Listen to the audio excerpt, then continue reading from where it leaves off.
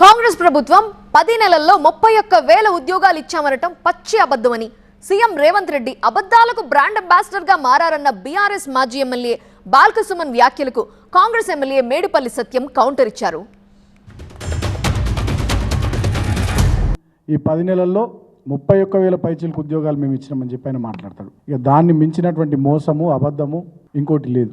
అబద్ధాలకు brand అంబాసిడర్గా ఇవాళ రేవంత్ రెడ్డి మారిపోయిండు. కనీసం ప్రభుత్వాధినేత ముఖ్యమంత్రి ఒక రాష్ట్రానికి అత్యున్నత స్థాయి హోదాలో కొనసాగుతుండు. ఆ సోయి కూడా లేకుండా, ఆ విచక్షణ కూడా లేకుండా ఇవాళ ఆ ముఖ్యమంత్రి అనేటటువంటి ఆ స్థాయిని దిగజారుస్తున్నాడు. యూనివర్సిటీలు విద్యా వ్యవస్థ పూర్తిగా భ్రష్టుపట్టిపోయింది.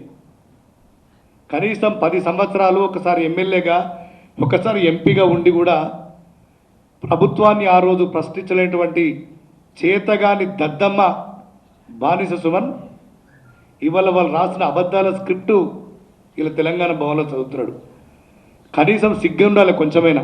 ముఖ్యమంత్రి మీద చేసినటువంటి వ్యాఖ్యల్ని వెంటనే ఉపసంహరించుకోకపోతే ఈ విద్యార్థి లోకం నిన్ను నిజంగా దేహశుద్ధి చేస్తుంది అని చెప్పి నేను హెచ్చరిస్తున్నా సుమన్కు.